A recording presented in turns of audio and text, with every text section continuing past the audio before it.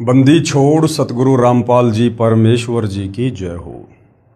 परमपिता परमात्मा सारी सृष्टि के रचनहार कुल मालिक असंख्य ब्रह्मांडों के स्वामी जगत गुरु तीनों लोकों में प्रवेश करके सबका धारण पोषण करने वाले राजाधीराज आत्माधार नाथों के नाथ देवों के देव महादेव सर्वेश्वर महेश्वर मृत्युंजय अजरो अमर आदि अनादि सनातनी प्रभु जगत पिता जगदीश्वर श्री श्री 1008 की उपाधि के वास्तविक अधिकारी अकाल मूरत सौद स्वरूपी राम वासुदेव सर्वगतम ब्रह्म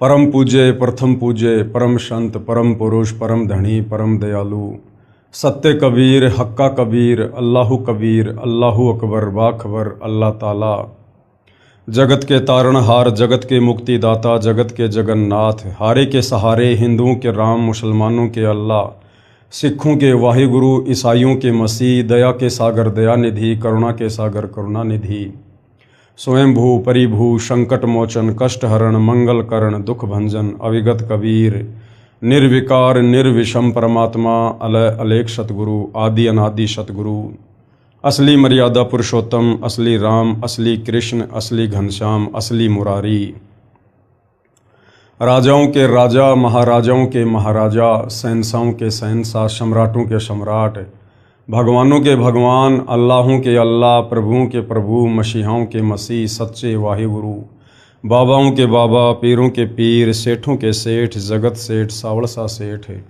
सर्वगुण संपन्न अनंत कोटि कलाओं के स्वामी अनंत कोटि ब्रह्मांडों के नायक योगियों में महायोगी ध्यानियों में महाध्यानी सिद्धों में परम सिद्ध ज्ञानियों में तत्व ज्ञानी ब्रह्म ज्ञानी महाज्ञानी परम ज्ञानी सर्वश्रेष्ठ ज्ञानी विज्ञानी युवा कबीर समर्थ कबीर असमवात अमित ओजा सच्चे रहनुमा करीम अल्लाह सुभान अल्लाह दुनिया के अंतिम पैगंबर 8 सितंबर 1951 से गांव धनाना जिला सोनीपत हरियाणा भारतवर्ष की पावन भूमि पे प्रकट रियल कल की भगवान श्री नारायण साकार हरि श्री बाबा साहिब नूर अनंत परमात्मा सच्चे दरवेश सच्चे बाखबर संत श्रोमणी सतगुरु रामपाल जी परमेश्वर जी के चरण कमल में आप और हम सभी भाई बहनों का अनंत कोटि दंडवत प्रणाम।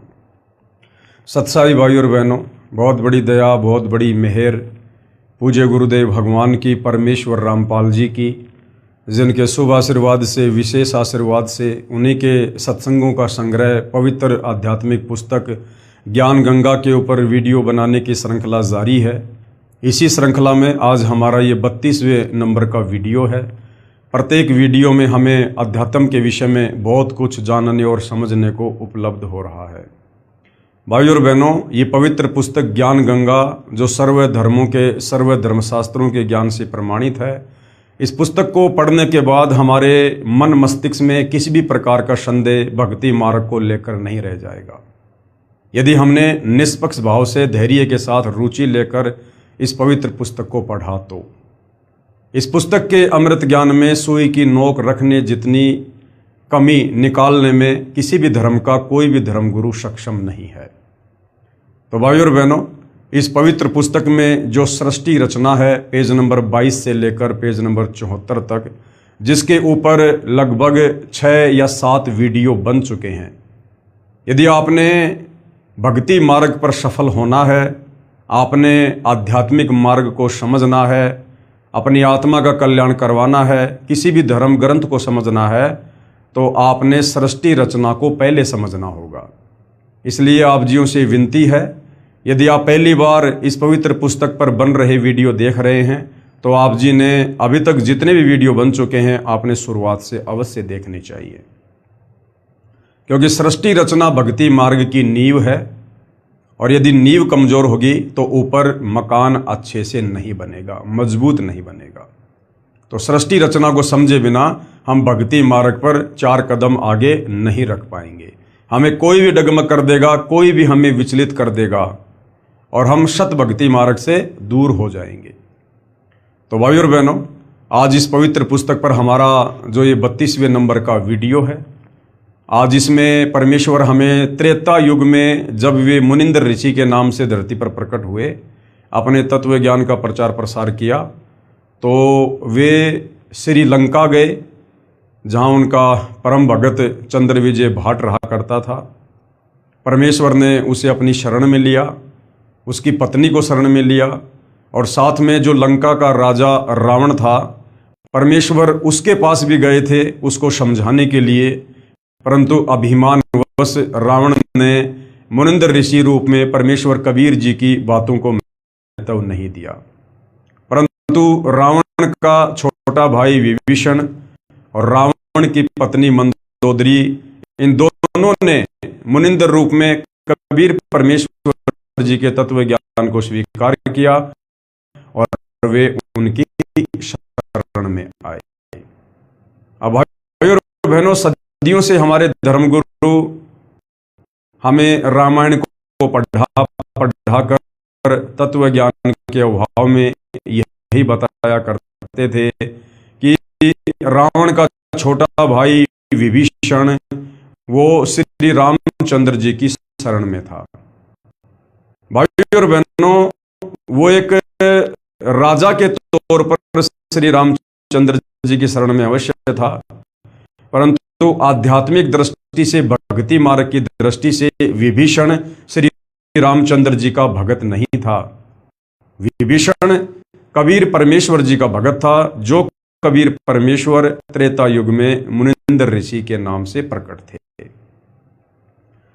आज से पहले भाइयों और बहनों, हमें इन शास्त्रों की गूढ़ सच्चाई नहीं बताई गई, नहीं समझाई गई, क्योंकि हमारे नादान धर्म गुरुओं को तत्व ज्ञान के अभाव में इन धर्म शास्त्रों की यथार्थता का ज्ञान नहीं था। अब दया हुई है, सृष्टि के रचनहार, सारी सृष्टि के पालन पोषण कर सर्व ब्रह्मांडों के रचयिता परमेश्वर अपने सतलोक शेती करके स्वयं ही इसमें 8 सितंबर 1951 को सतगुरु रामपाल जी के नाम से प्रकट हुए हैं और सन 1994 से अपने यथार्थ 13वें कबीर पंथ को शुरू हमें ये ज्ञान। तो सतगुरु रामपाल जी के सत्संग सुने बिना हम अध्यात्म के विषय में कुछ भी नहीं जान सकते, कुछ भी नहीं समझ सकते। तो परमेश्वर ने त्रेता युग में किस प्रकार से विभीषण और मंदोदरी को अपनी शरण में लिया। भाइयों और बहनों, ये परमेश्वर की लीला है, ये परमेश्वर की महिमा है, क्योंकि जितनी भी ये कथाएं हैं ये परमेश्वर की लीला और उनकी महिमाओं के अंतर्गत आती हैं। इन कथाओं को बार बार सुनने से और पढ़ने से हम ढेरों पुण्य के भागी बनते हैं। पवित्र पुस्तक ज्ञान गंगा कबीर साहिब द्वारा विभीषण तथा मंदोदरी को शरण में लेना। कबीर परमेश्वर जी द्वारा विभीषण, रावण का छोटा भाई विभीषण तथा रावण की पत्नी मंदोदरी को त्रेता युग में अपनी शरण में लेना। परमेश्वर मुनिंदर अनल अर्थात नल तथा अनिल अर्थात नील को शरण में लेने के उपरांत, नल और नील ये दोनों मौसेरे भाई थे। ये दोनों 3 ताप के कष्ट से परेशान थे। इन दोनों को कबीर परमेश्वर ने त्रेता युग में अपनी शरण में लिया, उनको स्वस्थ किया। उसके बाद कबीर परमेश्वर जी श्रीलंका गए और वहाँ पर अपने पूर्व किसी जन्म के भगत चंद्र विजय भाट को भी शरण में लिया। परमेश्वर मुनिंदर नल तथा नील को शरण में लेने के उपरांत श्रीलंका में गए। वहाँ पर एक परम भगत चंद्र विजय जी का 16 सदस्यों का पुण्य परिवार रहता था। यानी युगों युगों से ये भगत आत्मा चंद्र विजय ये कबीर परमेश्वर जी की शरण में रहता हुआ आ रहा था। वह भाट जाति में उत्पन्न पुण्यकर्मी प्राणी थे। परमेश्वर मुनिंदर यानी कबीर देव जी का उपदेश सुनकर पूरे परिवार ने नामदान प्राप्त किया।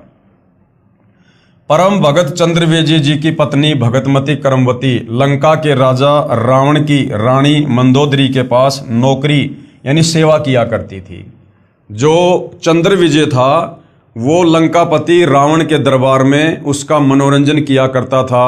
उसकी महिमा में कविताएं बना बना के मेहनताना प्राप्त किया करता था। और चंद्र विजय की जो पत्नी थी करमवती, वो लंकापति रावण की पत्नी मंदोदरी को उल्टे सीधे गंदे चुटकुले सुना सुना के उसको खुश किया करती थी, उसका मनोरंजन किया करती थी और कुछ मेहनताना प्राप्त किया करती थी। रानी मंदोदरी को हंसी मजाक अच्छे मंदे चुटकुले सुनाकर उसका मनोरंजन कराया करती थी। भगत चंद्र विजय राजा रावण के पास दरबार में नौकरी सेवा करता था। राजा की बड़ाई के गाने सुनाकर प्रसन्न करता था, यानी उन राजाओं की महिमा और प्रशंसा के गीत गाया करता था। भगत चंद्र विजय की पत्नी भगतमती करमवती परमेश्वर से उपदेश प्राप्त करने के उपरांत रानी मंदोदरी को प्रभु चर्चा जो सृष्टि रचना अपने सतगुरुदेव मुनिंद्र जी से सुनी थी प्रतिदिन सुनाने लगी। करमवती क्या करने लगी? वो गंदे गाने, गंदे चुटकुले, उससे तो किनारा कर लिया कि मैंने अब उपदेश ले लिया है। और जीव्या तो वाये बली जो रटे हरि को नाम, वरना काट के फेंक दो मुख में बलो ना चाम। तो करमवती अब लंकापति रावण की पत्नी मंदोदरी को गंदे चुटकुले नहीं बल्कि परमेश्वर की सत महिमा सुनाया करती थी, सृष्टि रचना बताया करती थी। और परमेश्वर ने किन किन आत्माओं को सतयुग में अपनी शरण में लिया, किस प्रकार से परमात्मा पृथ्वी पर प्रकट होते हैं, इस प्रकार परमेश्वर की महिमा सुनाने लगी।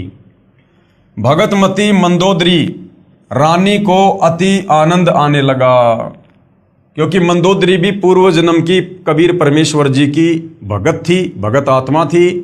इसलिए जैसे ही करमवती के मुख से परमेश्वर की महिमा सुनने लगी, उसे भी आनंद आने लगा, क्योंकि भाई और बहनों, आत्मा की खुराक परमेश्वर की चर्चा ही है। कई कई घंटों तक प्रभु की सत्य कथा को भगतमती करमवती सुनाती रहती थी तथा मंदोदरी की आंखों से आंसू बहते रहते। एक दिन रानी मंदोदरी ने करमवती से पूछा, आपने ये ज्ञान किससे सुना? आप तो बहुत अनाप शनाप बातें किया करती थी। इतना बदलाव परमात्मा तुल्य संत बिना नहीं हो सकता।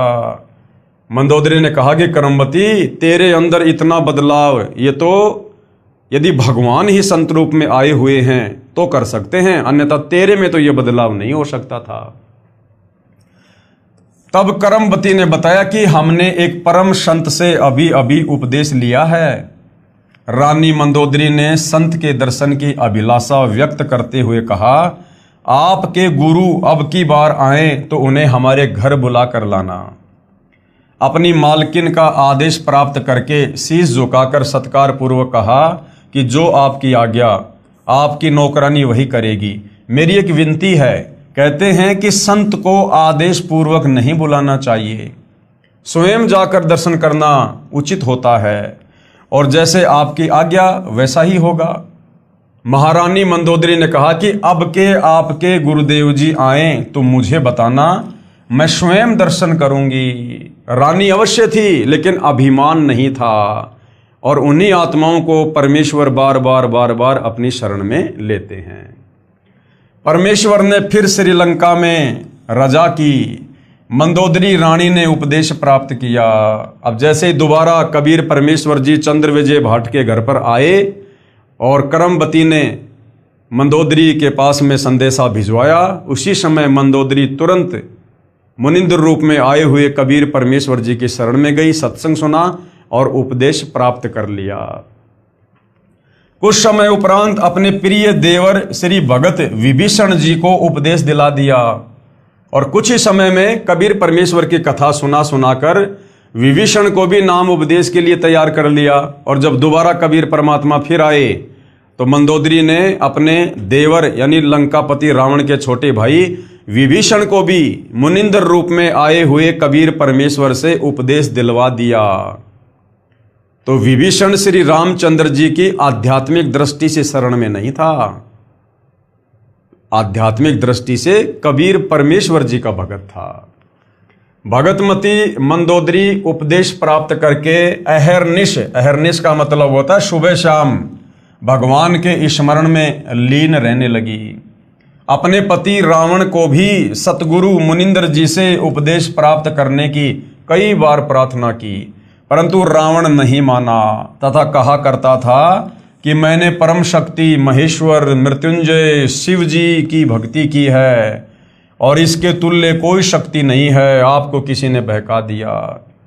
अब रावण को उसके गुरु ने, उस नीम हकीम ने, उस शास्त्र विरुद्ध साधना करवाने वाले गुरु ने शंकर जी को महेश्वर मृत्युंजय अजरो अमर सर्वेश्वर कालज्य कहकर और श्री शिव जी की भक्ति के ऊपर उसको दृढ़ कर रखा था।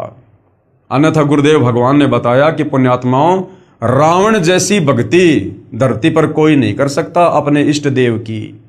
10 बार उसने अपना शीश काटकर अपने इष्ट भगवान शंकर के चरणों में समर्पित कर दिया, लेकिन 2 कारण से रावण मार खा गया।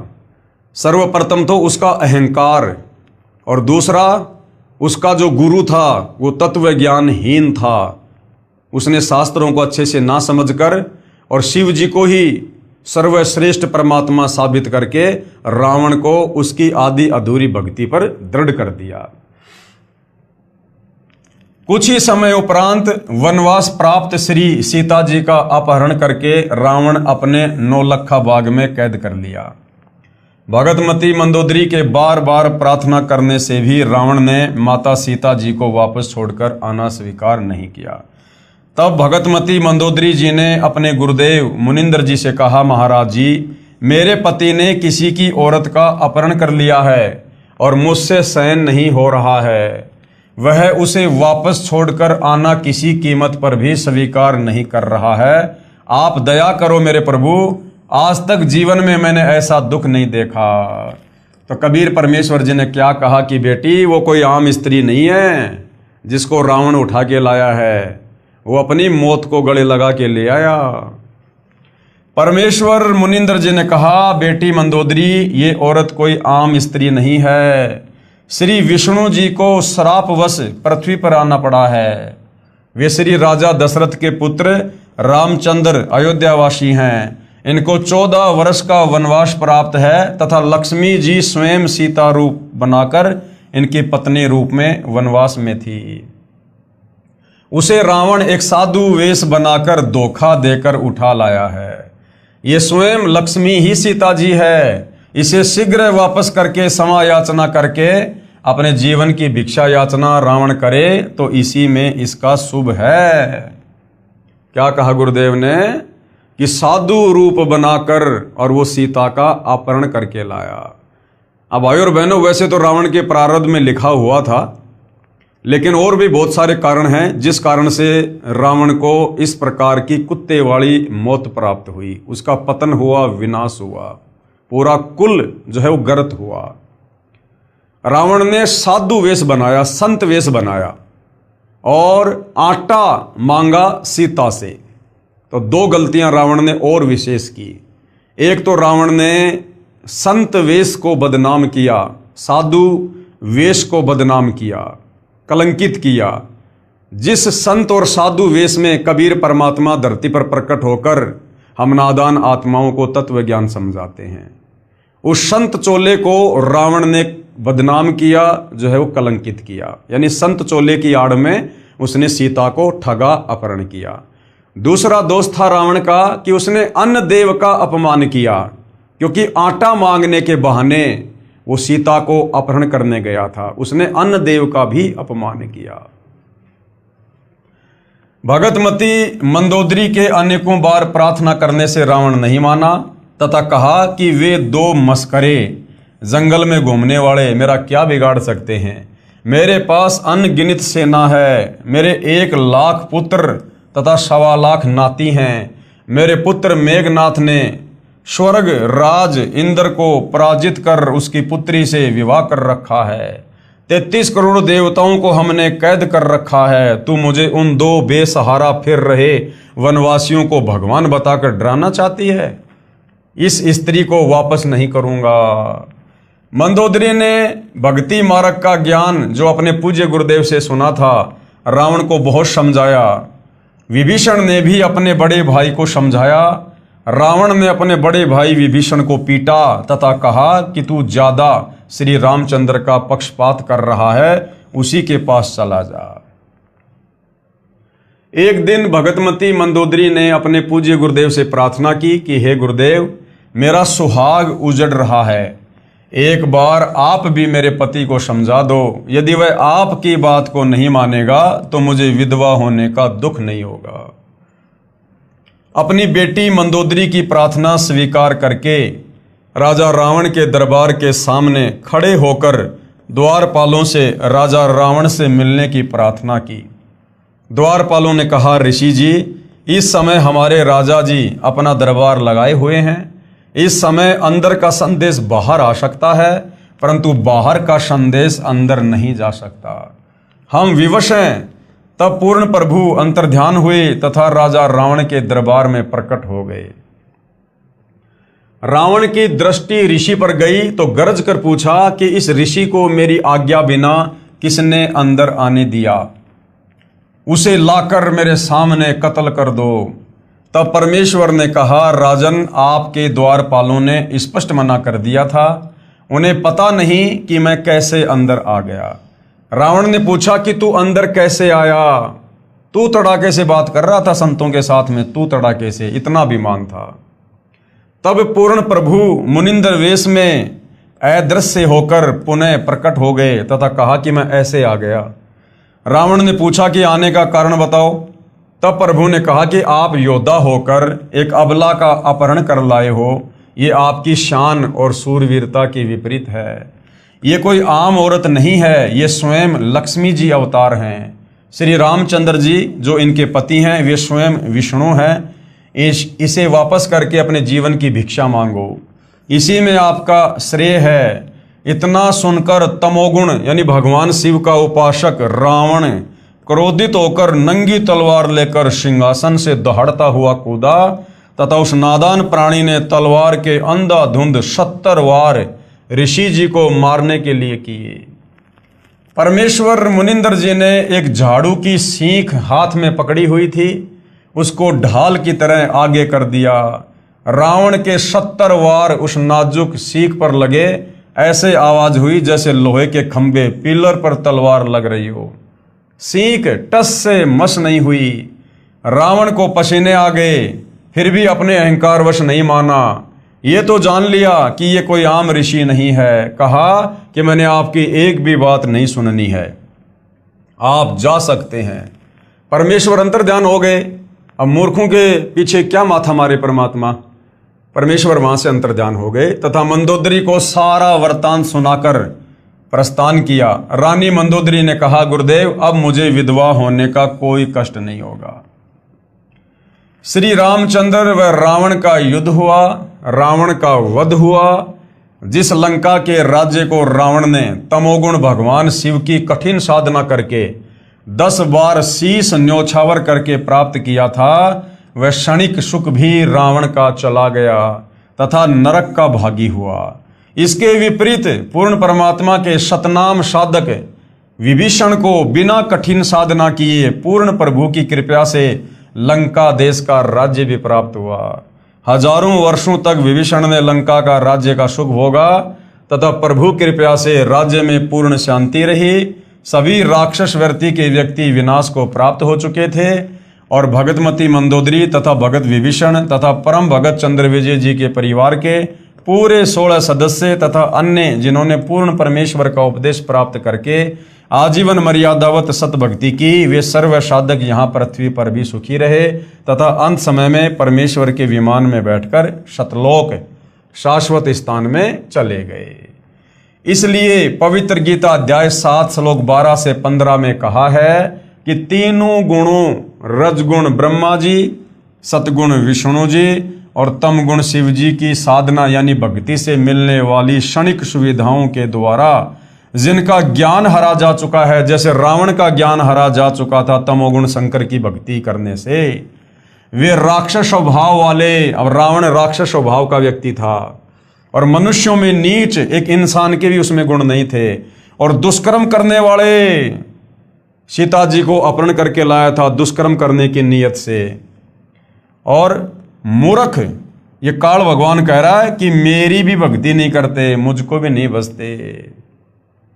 यानी ये काल कह रहा है गीता अध्याय 7 श्लोक 12 में कि इन तीनों गुणों रजगुण ब्रह्मा, सतगुण विष्णु, तमगुण शंकर की भक्ति करने वालों की बुद्धि हरी जा चुकी है, इनका ज्ञान हरा जा चुका है और ये राक्षस स्वभाव को धारण किए हुए मनुष्यों में नीच दूषित कर्म करने वाले मूर्ख हैं, जो इन शास्त्रों का निष्कर्ष निकालकर मुझ काल ब्रह्म की ओम नाम की साधना भी नहीं करते।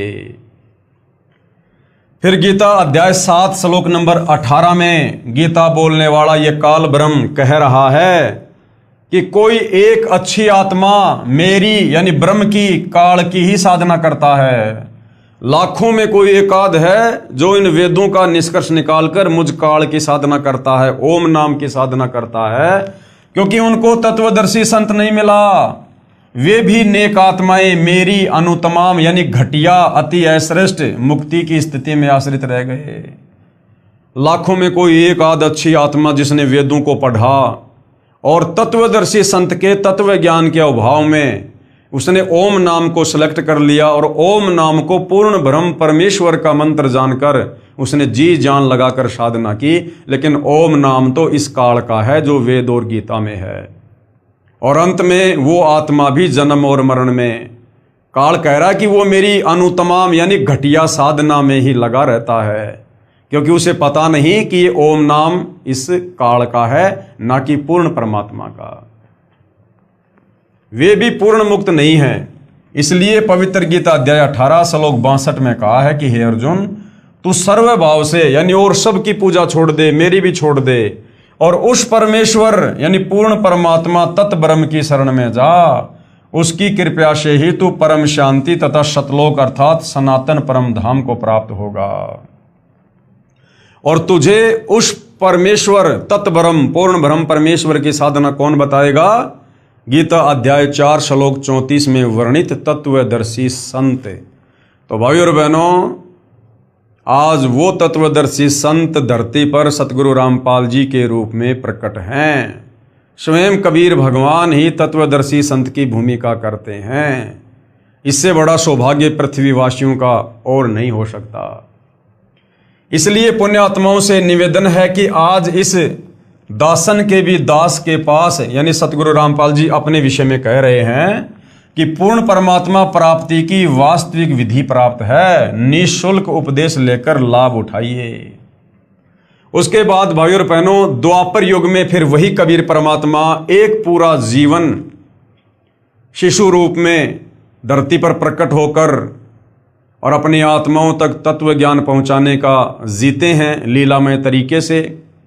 तो द्वापर युग में वही कबीर परमात्मा जो त्रेता युग में मुनिंद्र ऋषि के नाम से आए, सतयुग में सतसुकृत ऋषि के नाम से आए, और द्वापर में करुणामय ऋषि के नाम से प्रकट हुए। और जैसे परमेश्वर ने सतयुग और त्रेता में लीलाएं की, उसी प्रकार से द्वापर में भी अपनी अच्छी आत्माओं को अपनी शरण में लिया। तो द्वापर में परमेश्वर ने विशेषकर किन किन पुण्यात्माओं को अपनी शरण में लिया? द्वापर युग में इंद्रमती को शरण में लेना। द्वापर युग में चंद्र विजय नाम का एक राजा था। देखो, जो वो त्रेता युग में था वो भी चंद्र विजय था, लेकिन वो भाट जाति में था और रावण के दरबार में नौकर था। और द्वापर युग में जो ये चंद्र विजय है, ये स्वयं एक राजा था। द्वापर में चंद्र विजय नाम का एक राजा था और उसकी पत्नी इंद्रमती। त्रेता वाले चंद्र विजय की पत्नी का नाम था करमवती और द्वापर वाले राजा चंद्र विजय की पत्नी का नाम था इंद्रमती। उसकी पत्नी इंद्रमती बहुत ही धार्मिक प्रवृत्ति की औरत थी, संत महात्माओं का बहुत आदर किया करती थी। उसने एक गुरुदेव भी बना रखा था। उनके गुरुदेव ने बताया था कि बेटी, साधु संतों की सेवा करनी चाहिए, संतों को भोजन खिलाने से बहुत लाभ होता है। एकादशी का व्रत, मंत्र के जाप आदि साधनाएं जो गुरुदेव ने बताई थी, वह भगवत भक्ति में बहुत दृढ़ता से लगी हुई थी, क्योंकि ये इंद्रमती पूर्व जन्म में कबीर परमेश्वर जी की भगत थी। गुरुदेव ने बताया था कि संतों को भोजन खिलाया करेगी तो तू आगे भी रानी बन जाएगी। यानी रानी इंद्रमती का जो गुरु था, जिसको शास्त्र विधि अनुसार साधना का नहीं पता था, वो इंद्रमती को इस प्रकार की साधना पर लगा के रखा हुआ था और कहा तुझे स्वर्ग प्राप्ति होगी। रानी ने सोचा कि प्रतिदिन एक संत को भोजन अवश्य खिलाया करूंगी। उसने ये प्रतिज्ञा मन में ठान ली कि मैं खाना बाद में खाया करूंगी, पहले संत को खिलाया करूंगी, इससे मुझे याद बनी रहेगी, कहीं मुझे भूल ना पड़ जाए। रानी प्रतिदिन पहले एक संत को भोजन खिलाती, फिर स्वयं खाती और वर्षों से ये क्रम चल रहा था। अब एक समय क्या हुआ, हरिद्वार में कुंभ के मेले का संयोग हुआ। जितने भी ये त्रिगुण माया के उपासक संत थे। ये ब्रह्मा विष्णु महेश के जितने भी भगत थे, सभी गंगा में स्नान करने के लिए, पर्व लेने के लिए प्रस्थान कर गए। इस कारण से कई दिन रानी को भोजन कराने के लिए कोई संत नहीं मिला। रानी इंद्रमती ने स्वयं ही भोजन नहीं किया, स्वयं भी उसने भोजन नहीं किया। चौथे दिन अपनी बांदी से कहा कि बांदी देख ले कोई संत मिल जाए तो, नहीं तो आज तेरी रानी जीवित नहीं रहेगी। आज मेरे प्राण निकल जाएंगे परंतु मैं खाना नहीं खाऊंगी, क्योंकि उसने मनमुखी रूप से अपने गुरु के बताने के बाद प्रतिज्ञा कर ली थी। वह दीन दयाल कबीर परमेश्वर अपने पूर्व वाले भगत को शरण में लेने के लिए न जाने क्या क्या कारण बना देता है। बांदी ने ऊपर अटारी पर चढ़कर देखा कि सामने से एक संत आ रहा था। सफेद कपड़े थे। द्वापर युग में परमेश्वर कबीर करुणामय नाम से आए थे। बांदी नीचे आई और रानी से कहा कि एक व्यक्ति है जो साधु जैसा नजर आता है। रानी ने कहा कि जल्दी से बुला ला। बांदी महल से बाहर गई तथा प्रार्थना की कि साहेब आपको हमारी रानी ने याद किया है। करुणामय साहब ने कहा, रानी ने मुझे क्यों याद किया है? मेरा और रानी का क्या संबंध है? नौकरानी ने सारी बात बताई। करुणामय कबीर साहिब ने कहा कि रानी को आवश्यकता पड़े तो यहाँ आ जाए।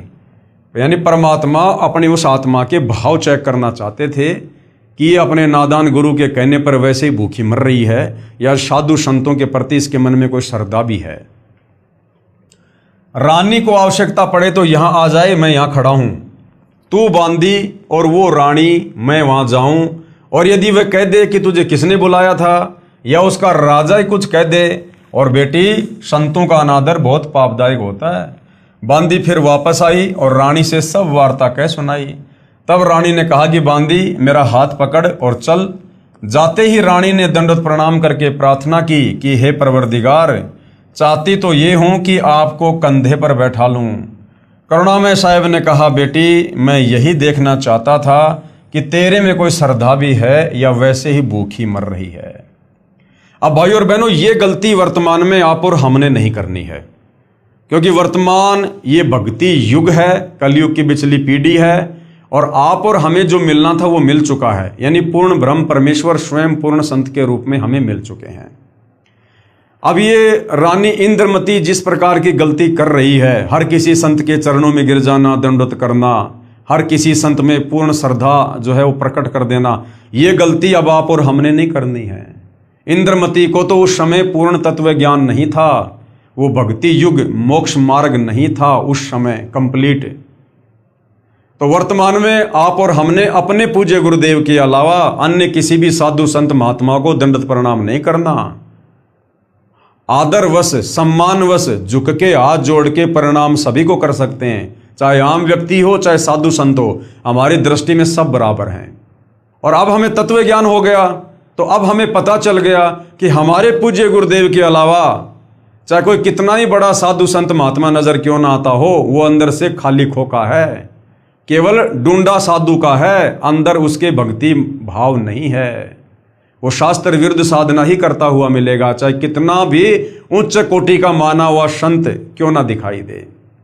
तो अब आप और हमने अपने पूज्य गुरुदेव के अलावा गुरु रूप में अन्य किसी को भी हमने वो भाव नहीं देना है, उसके प्रति वो श्रद्धा प्रकट नहीं करनी है जो रानी इंद्रमती ने अपने गुरु के अलावा और कबीर परमेश्वर जी को भी एक संत जानकर उनको दंडवत प्रणाम किया, विशेष श्रद्धा जो है वो प्रकट की। क्योंकि वर्तमान में तत्व ज्ञान गुरुदेव ने हमें कंप्लीट दे दिया है। मैं यही देखना चाहता था कि तेरे में कोई श्रद्धा भी है या वैसे ही भूखी मर रही है। रानी ने अपने हाथों खाना बनाया। करुणामय रूप में आए कबीर देव ने कहा कि मैं खाना नहीं खाता, मेरा शरीर खाना खाने का नहीं है। यानी मेरा शरीर आप लोगों की तरह पांच तत्व का नहीं है, मेरा तेज पुंज का शरीर है। तो रानी ने कहा कि मैं भी खाना नहीं खाऊंगी। करुणामय साहिब ने कहा कि ठीक है बेटी, लाओ खाना खाते हैं, क्योंकि समर्थ उसी को कहते हैं जो चाहे सो कर दे। सतगुरु जो चाहे सो कर ही, भरम पड़ो मत कोई, और सेऊ धड़ पर शीश चढ़ाया पाछे करी रसोई। करुणामय साहिब ने खाना खा लिया। फिर रानी से पूछा कि जो ये तू साधना कर रही है ये तेरे को किसने बताई है? रानी ने कहा कि मेरे गुरुदेव ने आदेश दिया है। कबीर साहब ने पूछा, क्या आदेश दिया है तेरे गुरुदेव ने? इंद्रमती ने कहा कि ब्रह्मा विष्णु महेश की पूजा, एकादशी का व्रत, तीर्थ भ्रमण, देवी पूजा, श्राद्ध निकालना, मंदिर में जाना, संतों की सेवा करना।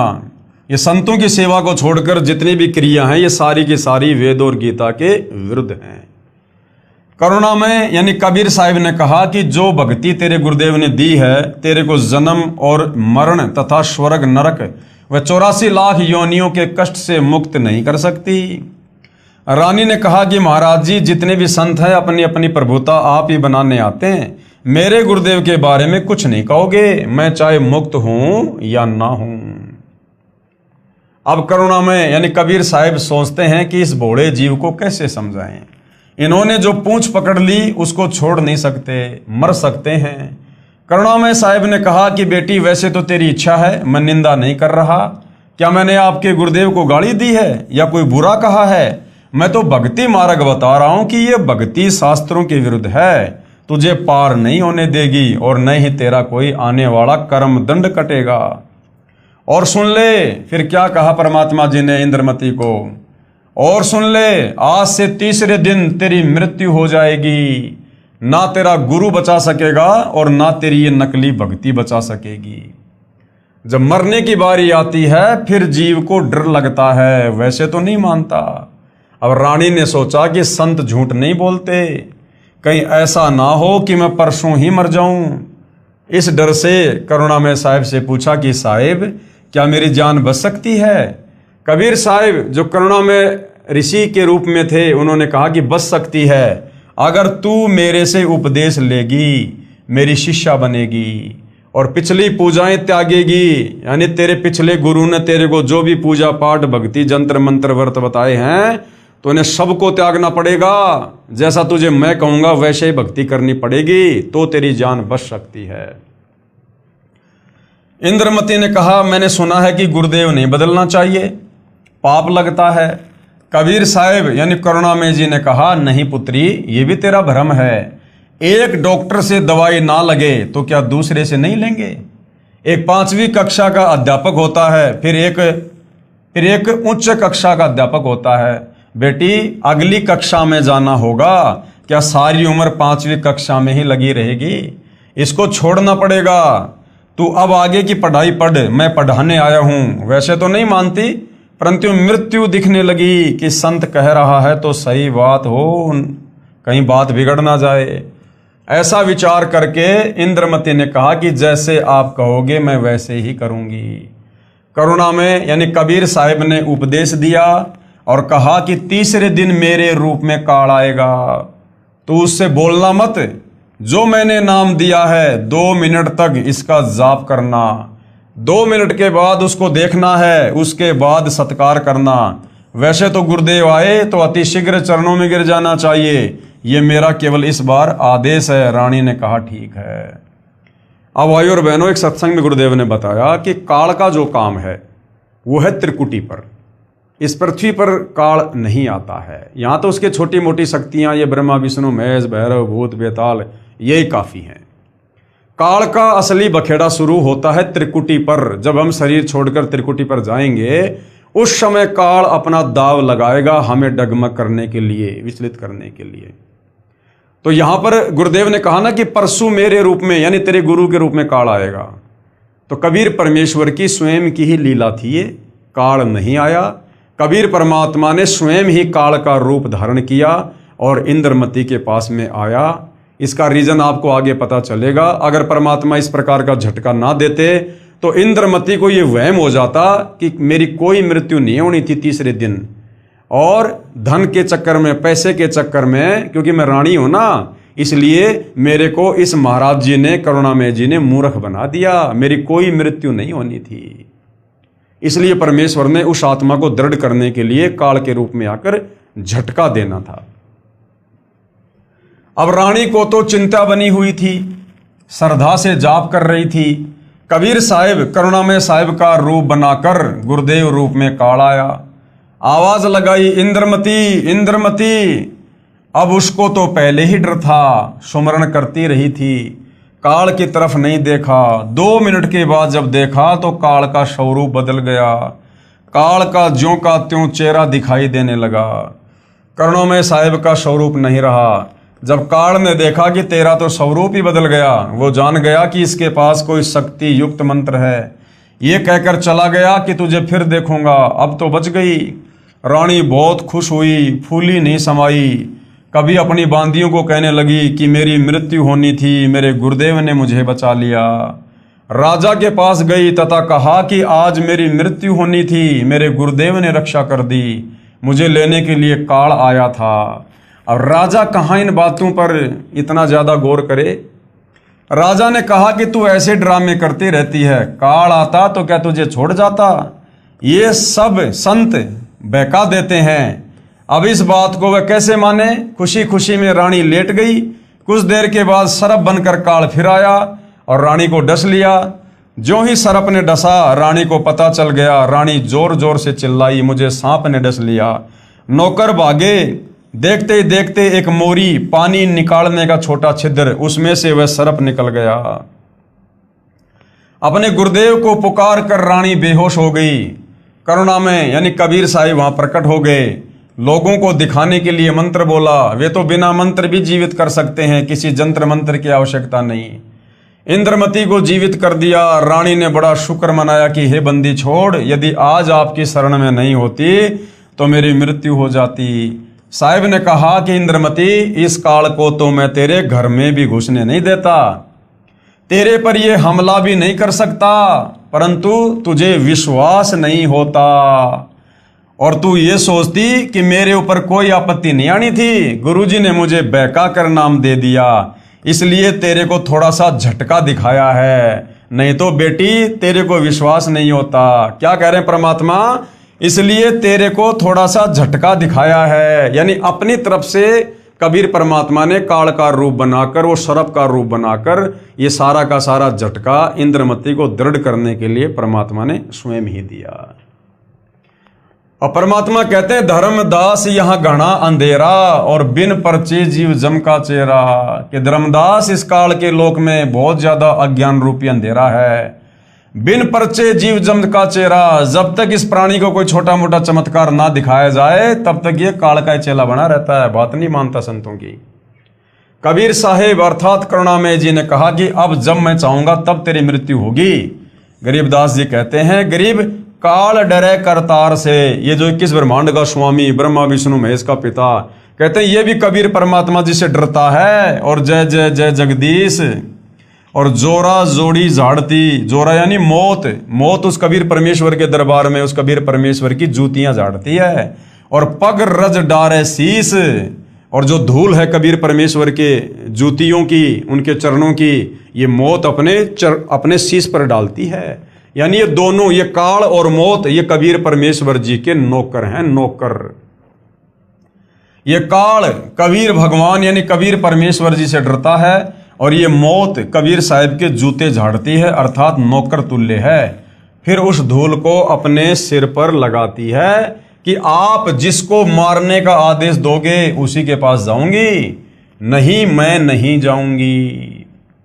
गरीब काल जो पीसे पीसना और जोरा है पणिहार, और ये दो असल मजदूर हैं मेरे साहिब के दरबार। ये काल जो यहाँ 21 ब्रह्मांड का भगवान यानी ब्रह्म है, जो ब्रह्मा विष्णु महेश का पिता है, ये तो मेरे कबीर साहिब का आटा पीसता है, अर्थात पक्का नौकर है। और जोरा यानी मौत मेरे कबीर साहिब का पानी भरती है, अर्थात एक विशेष नौकरानी है। ये दो असल मजूर यानी मजदूर मेरे साहिब के दरबार में हैं। कुछ दिनों के बाद साहिब फिर आए, रानी इंद्रमती को शतनाम प्रदान किया।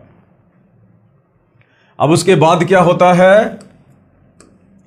फिर कुछ समय के उपरांत करुणामय साहिब ने रानी इंद्रमती की अति श्रद्धा देखकर सारनाम दे दिया और शब्द की उपलब्धि भी करवा दी। जब साहिब जाते रहते थे तो इंद्रमती प्रार्थना किया करती थी कि मेरे पति राजा को समझाओ मालिक, ये भी मान जाए, आपके चरणों में आ जाए तो मेरा जीवन सफल हो जाए। चंद्र विजय ने कबीर साहिब से प्रार्थना की कि चंद्र विजय आप भी नाम ले लो। ये 2 दिन का राज और ठाट है, फिर 84 लाख योनियों में प्राणी चला जाएगा। चंद्रविजय ने कहा कि भगवान मैं तो नाम लूँ नहीं और आपकी शिष्या को मना करूँ नहीं, चाहे सारे खजाने को ही दान करो, चाहे किसी प्रकार का सत्संग करवाओ, मैं मना नहीं करूँगा। कबीर साहिब यानी करुणामय जी ने पूछा आप नाम क्यों नहीं लोगे? चंद्रविजय राजा ने कहा कि मैंने तो बड़े बड़े राजाओं की पार्टियों में जाना पड़ता है। तो करुणामय यानी कबीर साहिब जी ने कहा कि पार्टियों में जाने में नाम का क्या वादा करेगा? सभा में जाओ, वहाँ काजू खाओ, दूध पी लो, शरबत जूस पी लो, शराब मत प्रयोग करो, शराब पीना महापाप है। परंतु राजा नहीं माना।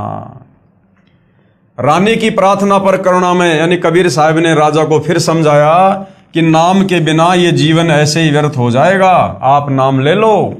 राजा ने फिर कहा कि गुरुजी मुझे नाम के लिए मत कहना, आपकी शिष्या को मैं मना नहीं करूंगा, चाहे कितना ही दान करे, कितना ही सत्संग करवाए। साहिब ने कहा कि बेटी इस 2 दिन के सुख को देखकर इसकी बुद्धि भ्रष्ट हो चुकी है, तू प्रभु के चरणों में लगी रह, अपना आत्म कल्याण करवा। या कोई किसी का पति नहीं, कोई किसी की पत्नी नहीं, 2 दिन का संबंध है, अपना कर्म बना बेटी। जब इंद्रमती 80 वर्ष की बुढ़िया हो जाती है, कहाँ 40 साल की उम्र में मर जाना था, जब शरीर भी हिलने लगा तब करुणामय साहिब बोले अब बोल इंद्रमती क्या चाहती है, चलना चाहती है सतलोक? इंद्रमती ने कहा कि साहिब मैं तैयार हूँ, बिल्कुल तैयार हूँ दाता। करुणामय साहिब ने कहा कि तेरी पोते या पोती में कोई ममता तो नहीं है? रानी ने कहा बिल्कुल नहीं साहिब, आपने ज्ञान ही ऐसा निर्मल दे दिया, इस गंदे लोक की क्या इच्छा करूं? कबीर साहिब यानी करुणामय जी ने कहा कि चल बेटी। रानी प्राण त्याग गई। साहिब कबीर यानी करुणामय जी रानी इंद्रमती की आत्मा को ऊपर ले गए और इसी ब्रह्मांड में एक मानसरोवर है, यानी काल के इसी एक ब्रह्मांड में जो इसने सृष्टि चला रखी है, इसी ब्रह्मांड में एक मानसरोवर है। उस मानसरोवर पर जाकर इस आत्मा को स्नान कराना होता है, यानी आत्मा के कुछ और आवरण होते हैं जो वहाँ परमात्मा उतारते हैं। इस प्राणी को वहाँ साहिब कुछ समय तक रखते हैं। अब पूछते हैं कि अब फिर बता दे कि तेरी कुछ इच्छा हो तो दोबारा जन्म लेना पड़ेगा, यदि मन में इच्छा रह गई तो सतलोक नहीं जा सकती। इंद्रमती ने कहा साहिब आप तो अंतर्यामी हो, कोई इच्छा नहीं है, आपके चरणों की इच्छा है, लेकिन एक मन में शंका बनी हुई है। अब भाई और बहनों हम आत्माएं ऐसे मार खाते हैं। इंद्रमती ने कहा कि एक मन में शंका बनी हुई है कि मेरा जो पति था उसने मुझे किसी भी धार्मिक कर्म में कभी मना नहीं किया, नहीं तो आजकल के पति अपनी पत्नियों को बाधा कर देते हैं। यदि वह मुझे मना कर देता तो मैं आपके चरणों में नहीं लग पाती, मेरा कल्याण नहीं होता। अब ये भी हमारी कमजोरी होती है भाई और बहनों कि अगर मेरा पति नहीं मानता, मेरे सास ससुर नहीं मानते या मेरी पत्नी नहीं मानती तो मैं भक्ति नहीं कर पाती, भक्ति नहीं कर पाता, मेरा कल्याण नहीं हो पाता। अब भाई और बहनों परमात्मा ने जिस आत्मा से भक्ति करवानी होती है और उस भक्ति मार्ग में जो बाधा होती हैं उन बाधाओं को कबीर परमात्मा ही सेटल करते हैं। और हम जीव उस कबीर परमेश्वर की महिमा को ना जानकर हम उस व्यक्ति विशेष को महत्व दे देते हैं कि मेरा पति अच्छा है, मेरी पत्नी अच्छी है, मुझे बाधा नहीं करती, मुझे बाधा नहीं करता। अरे भैया वो जीव है, वो कब काल प्रेरित हो जाए कोई भरोसा नहीं है। अगर उसको सेट कर रखा है तो ये गुरुदेव भगवान की मर्जी है, ये उनकी इच्छा है। तो हमने हर स्थिति में हर परिस्थिति के लिए अपने गुरुदेव भगवान का ही धन्यवाद करना चाहिए। उसका इस शुभ कर्म में सहयोग का कुछ लाभ मिलता हो तो कभी उस पर भी दया करना दाता। अब साहिब ने देखा कि ये नादान इसके पीछे फिर लटक गई। साहिब बोले ठीक है बेटी, अभी तू 2-4 वर्ष यहाँ रह। शरीर छोड़ दिया, घर बार छोड़ दिया, मृत्यु हो गई, शरीर को पीछे से फूंक दिया। लेकिन परमात्मा कहते हैं जब हम इस स्थूल शरीर को छोड़ते हैं तो हमारा जो सूक्ष्म शरीर होता है उस सूक्ष्म शरीर में हमारे ज्यों के त्यों विचार, हमारा स्वभाव बना रहता है। तो भाई और बहनों आप और हमने अपने सूक्ष्म शरीर को तैयार करना है रिहर्सल करके, और ये जो घटनाएं, ये जो लीलाएं, ये जो कथाएं गुरुदेव हमें सुना रहे हैं, ये इसलिए सुना रहे हैं कि पुण्यात्माओं, अब वो कंप्लीट मोक्ष का समय आ चुका है। और इस समय यदि आप आत्माओं ने इतना ज्ञान सुनकर, इतनी भक्ति करके अगर ये इंद्रमती वाली सी गलती कर दी, अगर तुम्हारे सूक्ष्म शरीर में अगर इस प्रकार की कोई भी इच्छा इस काललोक की, घर की, परिवार की, संपत्ति की, पोता पोती की रह गई, तो तुम्हें भी इसी प्रकार से यहीं पर लटका दिया जाएगा, अर्थात तुम्हारा मोक्ष नहीं हो पाएगा, वापस तुम्हें उसी घर के आसपास पुनः जन्म दिया जाएगा। तो ये कुछ कमियां हैं जो कथाओं के माध्यम से गुरुदेव भगवान हमें समझा रहे हैं। अब 2 वर्ष के बाद राजा भी मरने लगा, क्योंकि नाम ले नहीं रखा था। यम के दूत आए, राजा चौक में चक्कर खाकर गिर गया। यम के दूतों ने उसकी गर्दन को दबाया, राजा की टट्टी और पेशाब निकल गया। करुणा में यानी कबीर साहब ने रानी को कहा कि देख तेरे राजा की क्या हालत हो रही है। अब ये भी रानी इंद्रमती की फिर से एक परीक्षा थी कि उस मानसरोवर पर जो वो बैठी हुई थी, बैठने का मतलब ये नहीं कि वो अकेली बैठी हुई थी, वहाँ भी परमेश्वर ने पूरी दुनिया बसा रखी है और बहुत सारी लाखों करोड़ों में आत्माएं वहाँ पर बैठी हुई होती हैं, परमेश्वर के दरबार में खाती हैं, पीती हैं, अपनी भक्ति करती हैं वहाँ पर। तो वहाँ से इंद्रमती को कबीर भगवान ने दिखाया कि देख तेरे राजा की क्या हालत हो रही है। परमात्मा ने उसको दिव्य दृष्टि दे दी और रानी देख रही है कि यम के दूत तेरे राजा का गला दबा दबा के उसके प्राण शरीर से निकाल रहे हैं और राजा बेहोश होकर जमीन पे पड़ा, टट्टी पेशाब निकल रही है। परमात्मा चेक करना चाह रहे थे कि अब 2 साल के बाद भी इस बेटी के मन में अपने उस राजा के प्रति, अपने पति के प्रति कोई मोह ममता, कोई भाव है क्या। तो परमात्मा ने देखा कि ज्यों का त्यों है। रानी द्रवित हो गई और कहने लगी, हे भगवान देख लो, अगर इस शुभ कर्म में किया गया उसका कोई सहयोग हो तो परमात्मा देख लो, उस पर भी रजा कर दो। वहां से साहिब दिखा रहे हैं। तब रानी ने कहा कि देख लो दाता, यदि उसका भक्ति में सहयोग का कोई फल बनता हो तो दया कर लो। रानी को फिर भी थोड़ी सी ममता बनी थी। साहिब कबीर यानी करुणामय ने सोचा कि ये फिर कालजाल में फंसेगी। ये सोचकर मानसरोवर से वहां गए जहां राजा चंद्र विजय अपने महल में अचेत पड़ा था। यमदूत उसके प्राण निकाल रहे थे। कबीर साहिब के आते ही यमदूत ऐसे आकाश में उड़ गए जैसे मुर्दे से गिद्ध उड़ जाते हैं।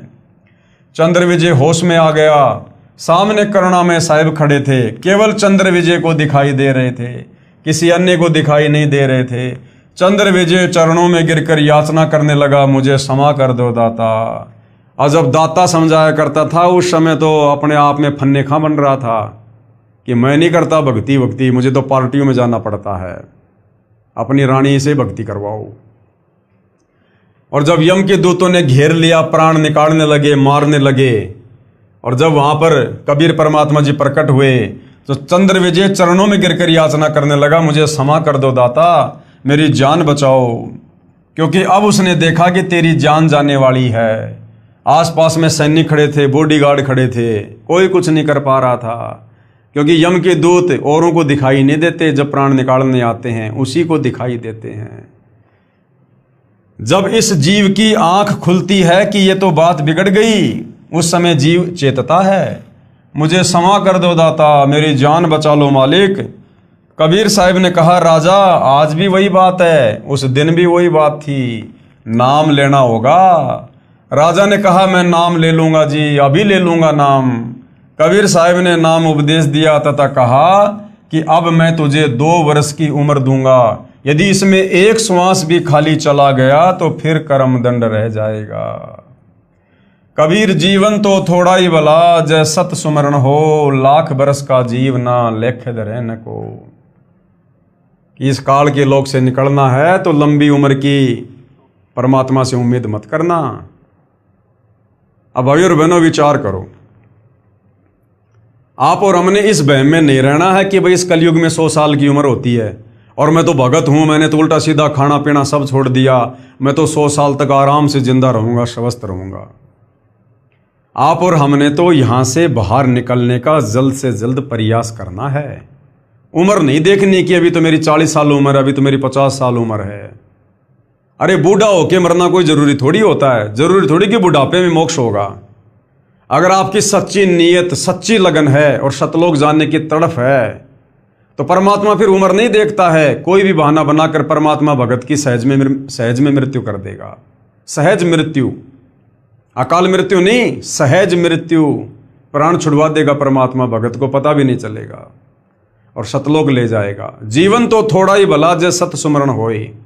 अगर सच्ची नीयत से अगर थोड़ी भी भक्ति कर ली तो परमात्मा मोक्ष कर देता आत्मा का। और बाकी भाई और बहनों चाहे जीते रहो।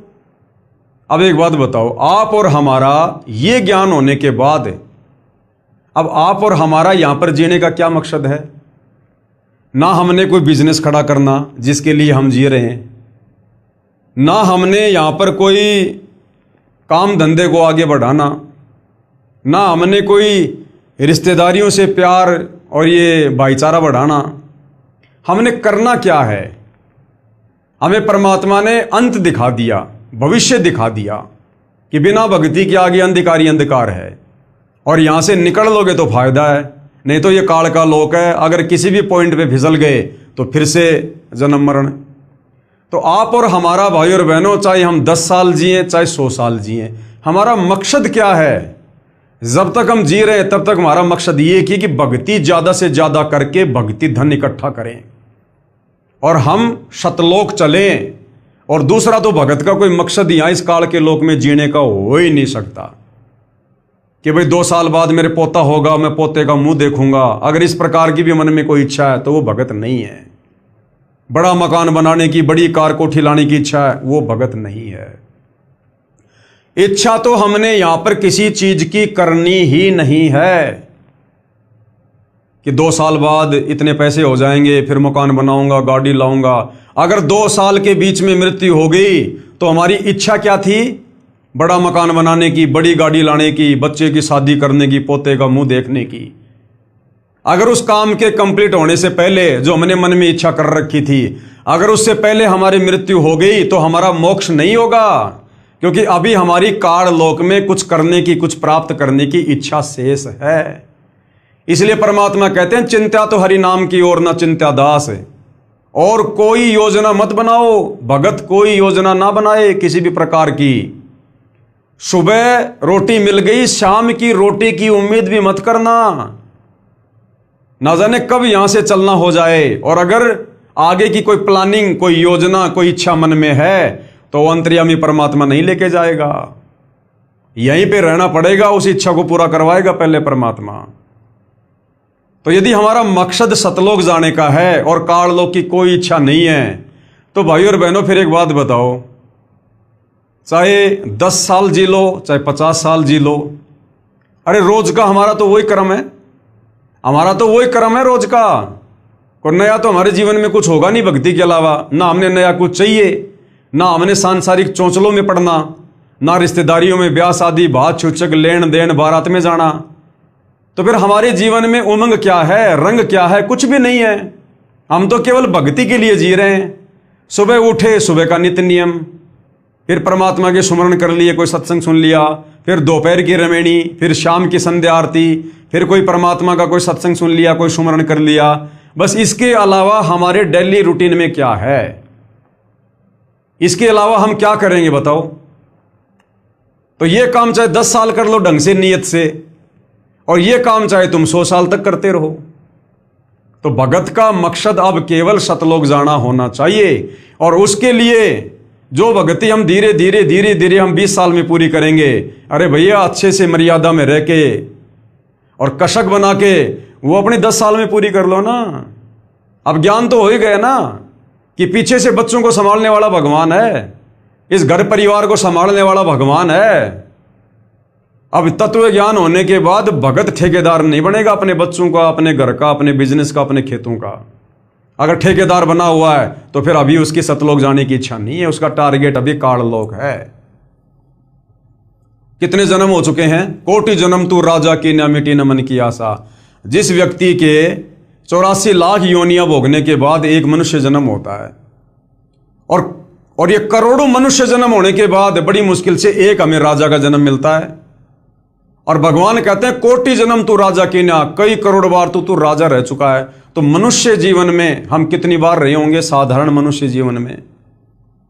और हर बार हमारा परिवार भी होगा, हमारे बाल बच्चे भी होंगे, हमारे खेत खलियान भी होंगे, पोता पोती भी होंगे। अरे उनको भी तो छोड़ के जाना पड़ा था, तो उनको किसने संभाला होगा?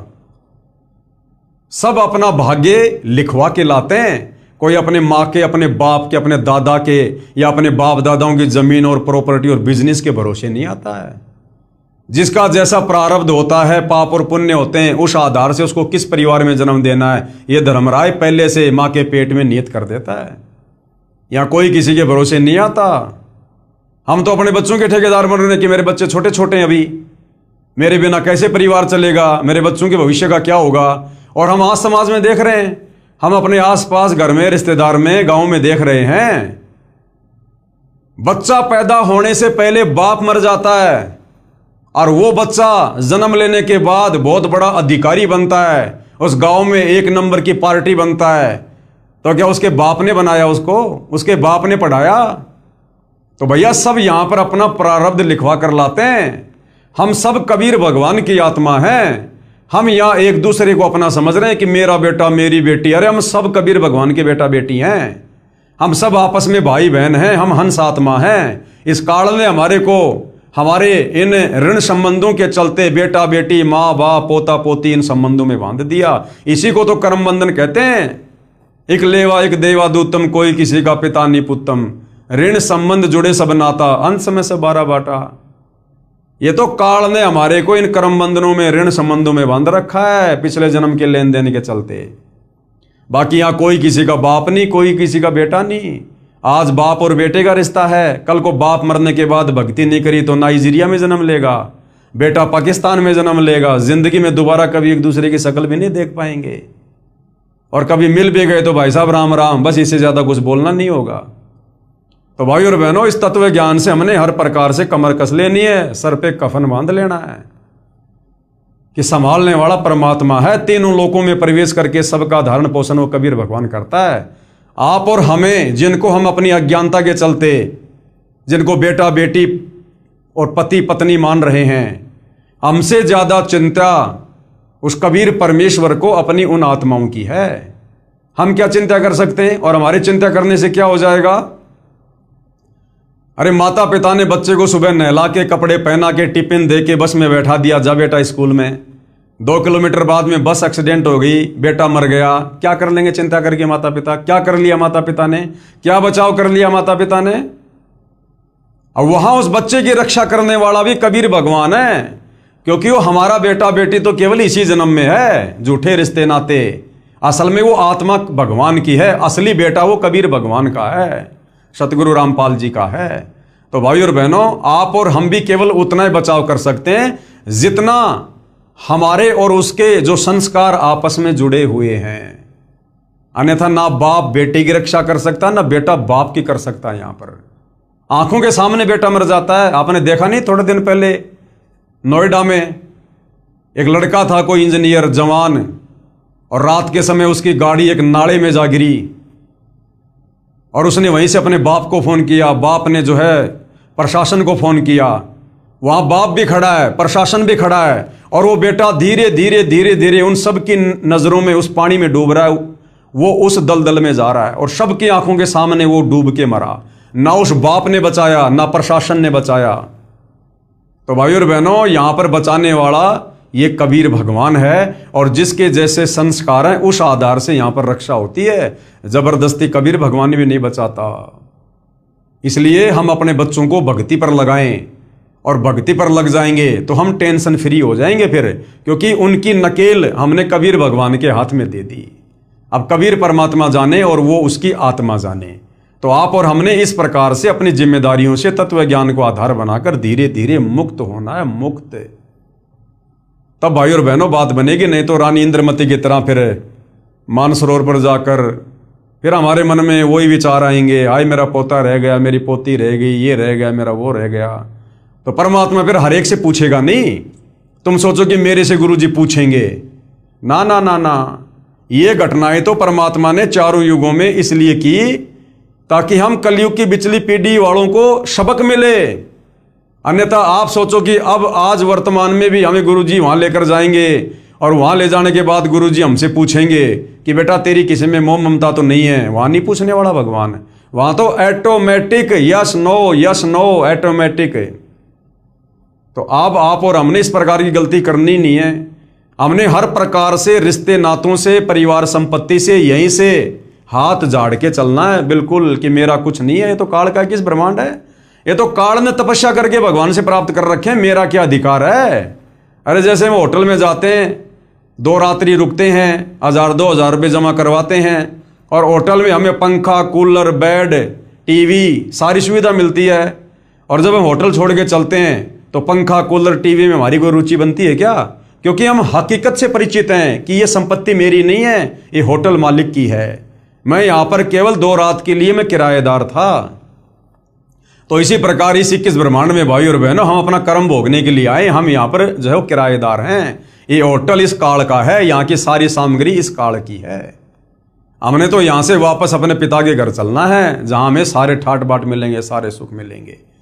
तो इस हिसाब से भाइयों और बहनों, हमने इस तत्व ज्ञान को आधार बना के अपना पीछा छुड़वाना है। कबीर जीवन तो थोड़ा ही भला, जो सत सुमरण हो, लाख बरस का जीवना लेखे रहन को। शुभ कर्म में सहयोग दिया हुआ पिछला कर्म, और साथ में श्रद्धा से 2 वर्ष के सुमरण से तथा 3 नाम प्रदान करके कबीर साहब चंद्र विजय को भी पार कर ले गए। बोलो सतगुरुदेव की जय, जय हो बंदी छोड़ की। परमेश्वर कबीर साहिब जी सच्चे श्रद्धालु यानी सच्ची नीयत से मर्यादा में रहकर भक्ति करने वाले भगत की आयु बढ़ा देता है, जैसे चंद्र विजय की बढ़ा दी, तथा उसके परिवार की भी रक्षा करता है। उपरोक्त विवरण से सिद्ध हुआ, ये प्रमाण बहुत पहले के हैं। अब देखो क्या कह रहे हैं परमात्मा, कबीर परमेश्वर यानी परमेश्वर कबीर साहिब जी सच्चे श्रद्धालु की उम्र बढ़ा देता है। मान लो हम सच्चे श्रद्धालु हैं, हमने मर्यादा में रहकर सच्ची नीयत से सतलोक जाने के लिए भक्ति की, और कबीर परमात्मा जी हमें सतलोक के लिए ले जा रहे हैं, और हमें कबीर परमेश्वर जी ने मानसरोवर पर बैठा दिया, और हमारी आस्था चेक करने के लिए कबीर परमात्मा ने हमारे को दिव्य दृष्टि दे दी। और पीछे से ऐसी कोई घटना परिवार में बच्चों के साथ घटित भी हो जाए तो हमने इस पॉइंट को ध्यान रखना है कि जो सच्ची नीयत से जो व्यक्ति भक्ति करता है, पीछे से क्या होता है, उसके परिवार की भी रक्षा करता है। कौन? कबीर भगवान। तो फिर हमने चिंता काहे की? अरे हम सच्ची नीयत से भक्ति करेंगे तभी तो ऊपर जाएंगे भगवान के साथ में, अन्यथा मर्यादा तोड़कर भक्ति करने वाले को तो परमात्मा यहीं पर त्रिकुटी से नीचे नीचे फैल कर देगा भगवान, लास्ट त्रिकुटी। तो यदि हम मानसरोवर पर चले गए हैं, सच्ची नीयत है तभी तो गए, तो पीछे से फिर भगवान का वादा है परिवार की भी रक्षा करेगा। जब भगवान ने परिवार की रक्षा की गारंटी दे दी, फिर हमने चिंता नहीं करनी चाहिए उस परिवार की। ये प्रमाण बहुत पहले के हैं, वर्तमान में साधारण व्यक्ति विश्वास नहीं करता। वर्तमान में पूज्य कबीर परमेश्वर की शक्ति से गुरुदेव कह रहे हैं कि मुझदास के द्वारा हुए कष्ट निवारण तथा आयु वृद्धि के ढेर सारे प्रमाण पढ़िए, पुस्तक परमेश्वर का सार संदेश है। तो कोशिश करेंगे, मालिक से प्रार्थना करेंगे, ये जो पवित्र पुस्तक है परमेश्वर का सार संदेश, इसके ऊपर भी हम आने वाले समय में वीडियो जो है बनाएंगे। अब आगे गुरुदेव भगवान कहते हैं पवित्र पुराणों का रहस्य, यानी इन पवित्र 18 पुराणों में जो मुख्य पुराण हैं, श्री ब्रह्मा पुराण, श्री विष्णु पुराण, श्री शिव महापुराण, इनमें अध्यात्म के विषय में, भक्ति मार्ग के विषय में, आत्म कल्याण के विषय में क्या कुछ लिखा है जो वेदों से मेल खाता है। पुराणों को समझने के लिए ध्यान रहे कि श्री ब्रह्मा पुराण, श्री विष्णु पुराण तथा श्री शिव पुराण ये इस ब्रह्म यानी काल की लीला से प्रारंभ होते हैं। ब्रह्मा पुराण, शिव पुराण, विष्णु पुराण ये काल की लीला से शुरू होते हैं, ब्रह्म की लीला से। फिर ये नीचे इन ब्रह्मा विष्णु महेश पर आकर आगे की जानकारी देते हैं, जिसे प्रथम अव्यक्त गीता अध्याय 7 श्लोक 25 में कहा है। जो गीता अध्याय 11 श्लोक 32 में कहता है कि मैं काल हूं, यानी गीता जी का ज्ञान देते समय ये काल ब्रह्म कृष्ण जी के शरीर में प्रेत की भांति प्रवेश करके क्या कह रहा है अध्याय 11 श्लोक 32 में कि मैं काल हूं। इसी को क्षर पुरुष भी कहते हैं, यानी इसका जन्म और मरण होता है, ये नाशवान है, अविनाशी नहीं है। इसलिए इसी काल को, इस ब्रह्म को क्षर पुरुष तथा ज्योति निरंजन भी कहा जाता है, क्योंकि इसकी उत्पत्ति अंडे से हुई थी, उस समय इसमें तेज था, तो परमात्मा ने इसका नाम ज्योति निरंजन भी रखा है। यही सदाशिव काल रूपी ब्रह्म भी कहलाता है। यही ब्रह्मांड में एक ब्रह्मलोक की रचना करके उसके ऊपरी हिस्से में रहता है। और यही काल क्या करता है? महाविष्णु, महाब्रह्मा तथा महाशिव कहलाता है, क्योंकि इसने अपने उस ब्रह्मांड में 3 गुप्त स्थान बना रखे हैं। एक रजोगुण प्रधान क्षेत्र, एक सतोगुण प्रधान क्षेत्र और एक तमोगुण प्रधान क्षेत्र।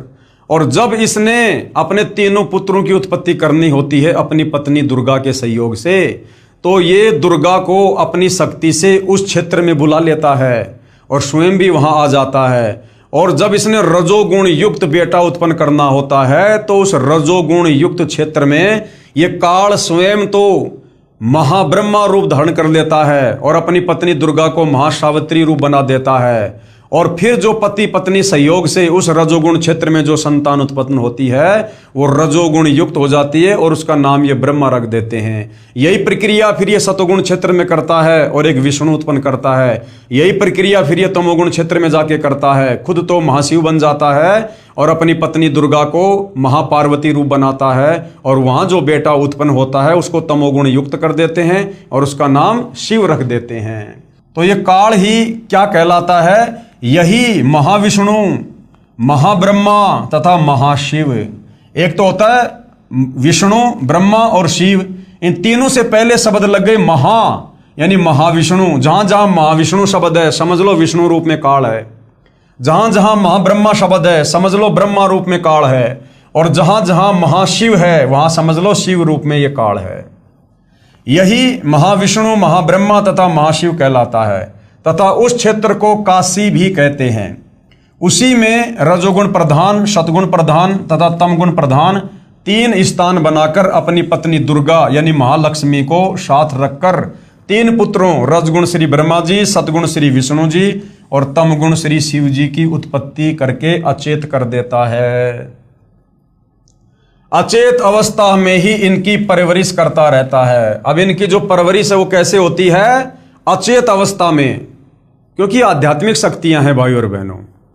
आम व्यक्ति अगर बेहोश हो जाए, अचेत हो जाए, कोमा में चला जाए, जैसे बहुत सारे लोग हैं किसी कारण से कोमा में चले जाते हैं, 5-5 साल 10-10 साल कोमा में रहते हैं, तो उनकी परवरिश कैसे हो रही है? डॉक्टर नलकियों के द्वारा करते हैं। इसी प्रकार आध्यात्मिक शक्ति होती है, उसमें आध्यात्मिक तरीके से उनकी परवरिश होती है। तो जब तक ये जवान नहीं हो जाते हैं तब तक काल के आदेश से दुर्गा इनको अचेत रखती है।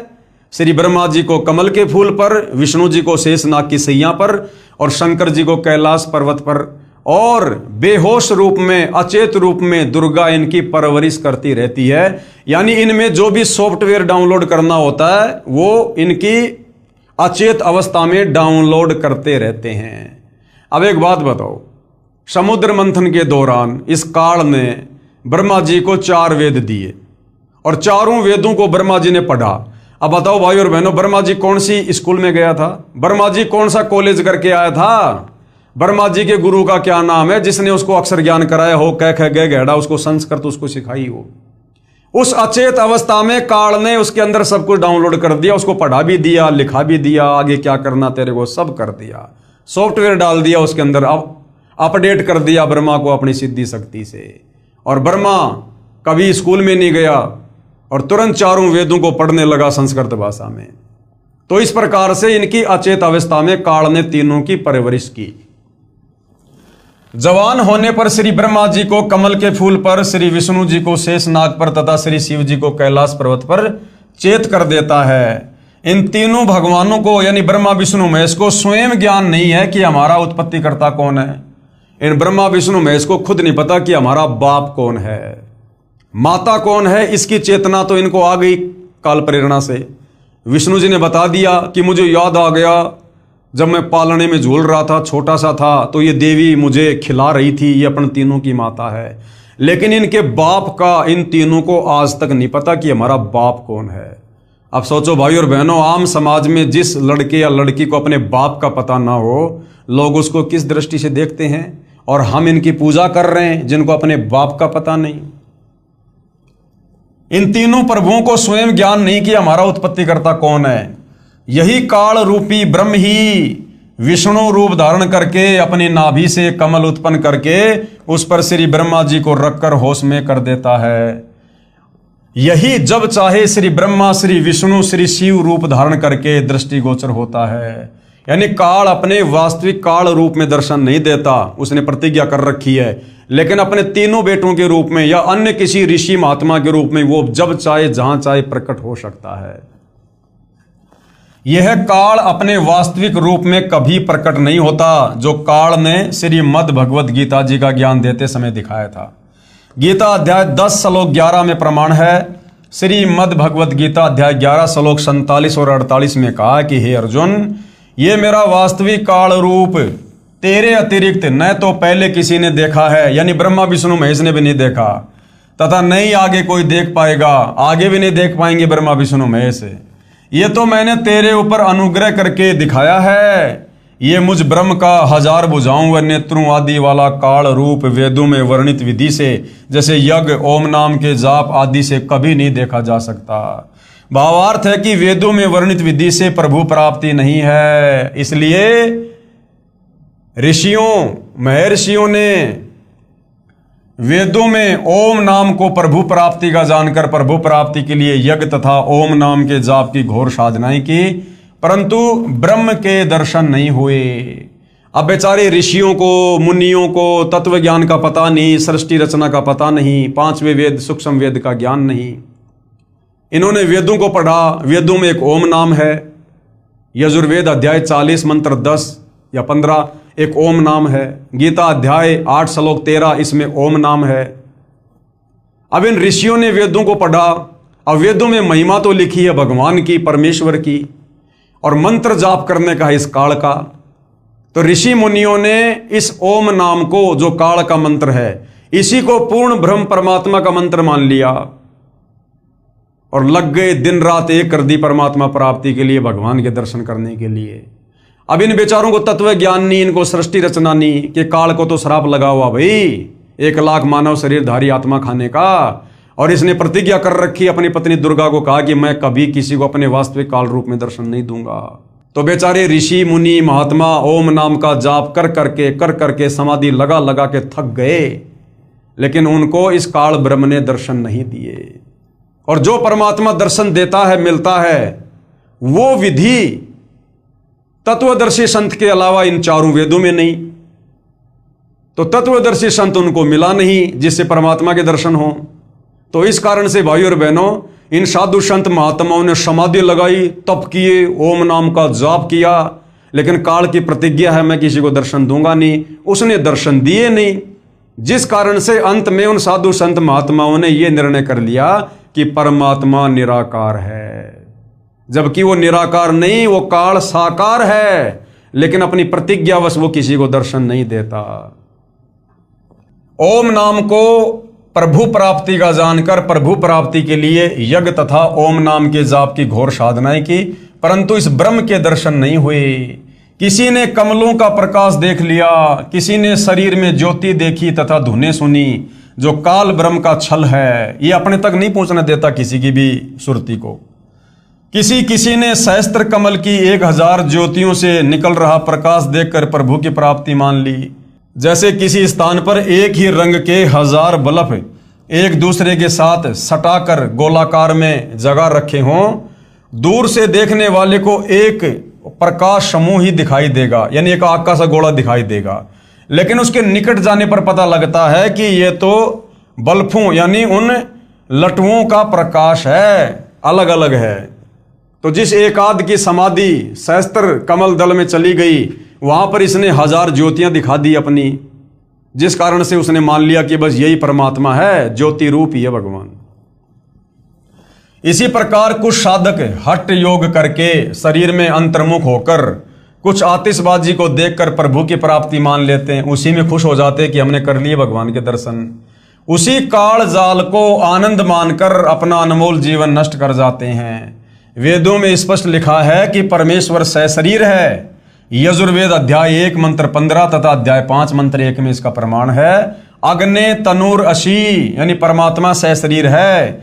विष्णवे तवा सोमस्य तनोरसी, और सबका धारण पोषण करने वाले परमात्मा का शरीर है, जिसका शब्दार्थ है कि परमेश्वर सह शरीर है। अग्नि यानी परमात्मा, तनूर यानी सह शरीर, असी मानी है।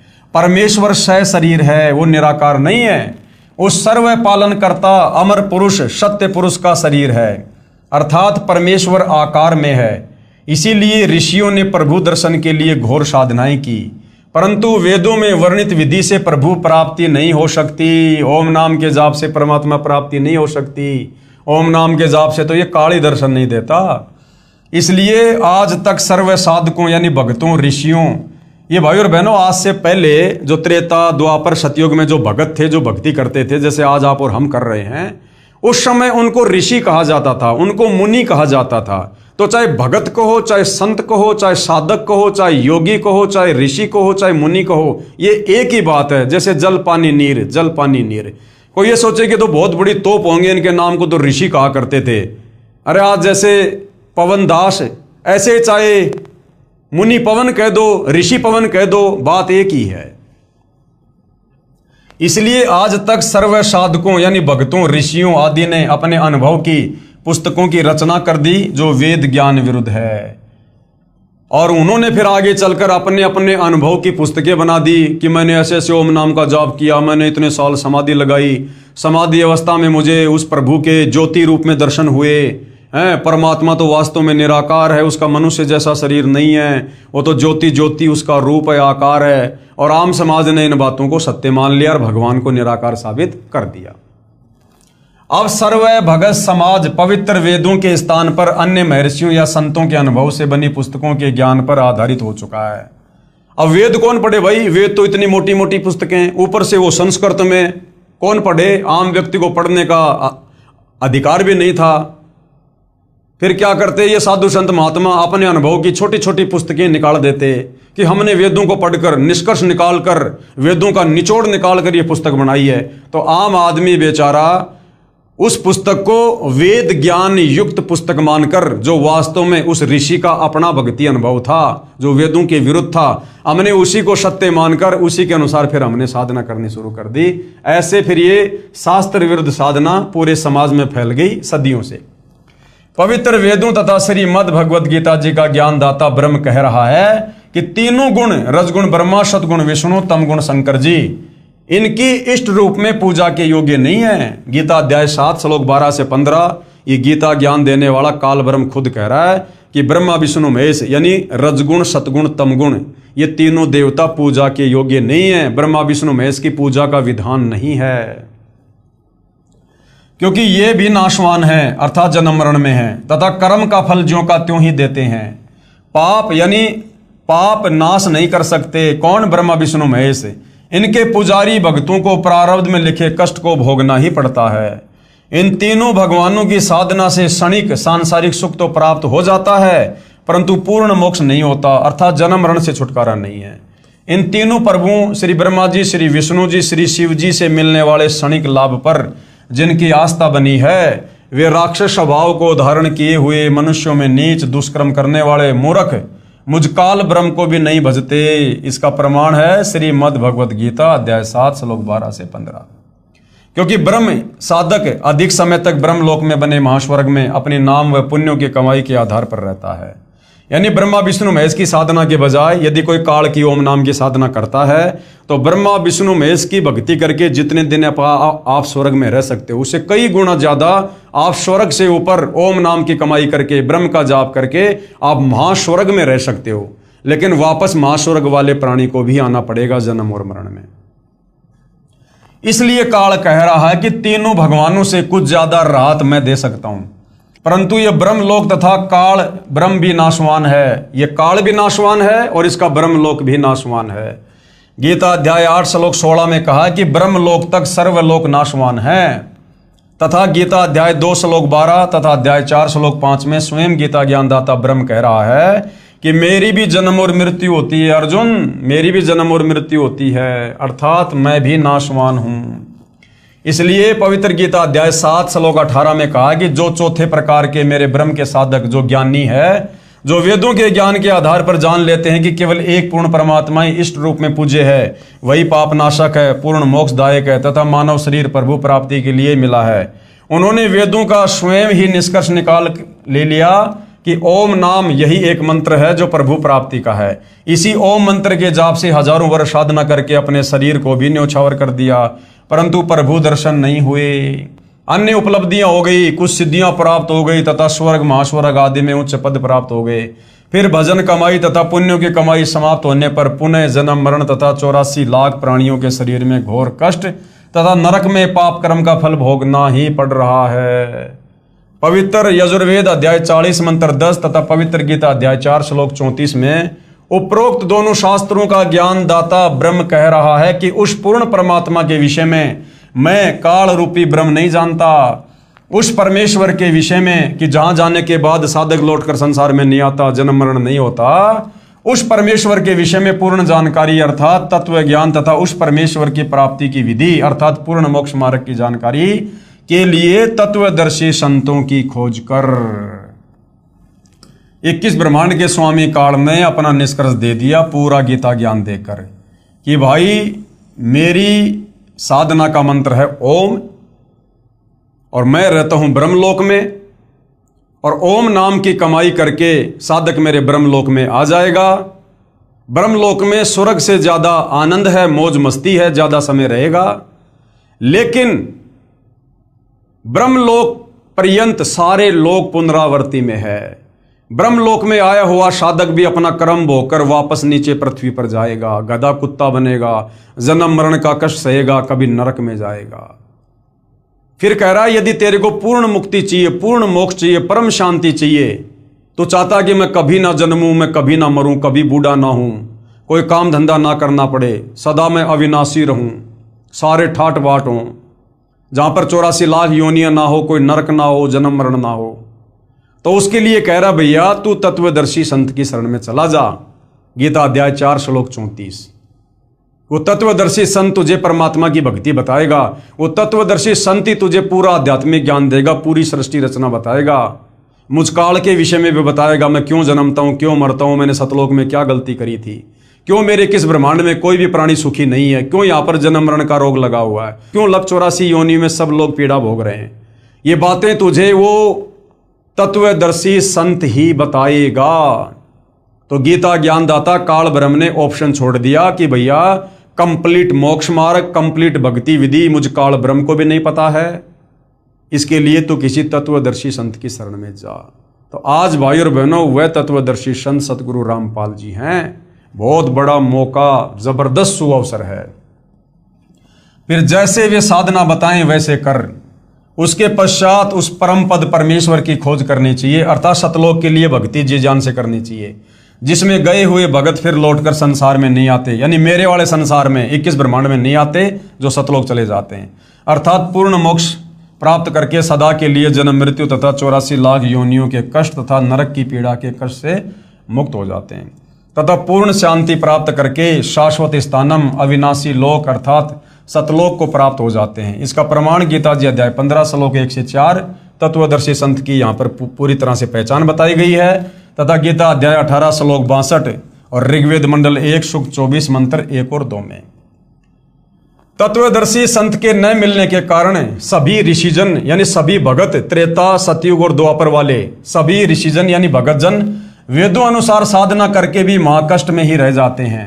इसलिए गीता अध्याय 7 श्लोक 18 में कहा है कि जो ज्ञानी आत्मा है वे है तो अच्छी, क्योंकि प्रभु प्राप्ति के लिए तन मन धन से वेदों अनुसार साधना करते हैं, परंतु वे भी मुझ काल ब्रह्म की अनुतमाम यानी अति घटिया गति अर्थात साधना से मिलने वाले लाभ पर ही आश्रित हैं, क्योंकि वो चारों वेदों का निष्कर्ष निकाल लेते हैं। चारों वेदों में केवल एक ओम मंत्र है, इसी को परमात्मा का मानकर वो तन मन धन से भक्ति पर लग जाते हैं, परंतु ओम नाम के कारण वो ब्रह्मलोक में आ जाते हैं और ब्रह्मलोक से फिर नीचे अपना कर्म भोगने के लिए जाते हैं, जिससे इनका पूर्ण मोक्ष नहीं हो सकता। जन्म मृत्यु तथा नाना प्राणियों के शरीर में तथा नरक में कर्म आधार से कष्ट कभी समाप्त नहीं हो सकता इस काल ब्रह्म की वेदों अनुसार साधना से।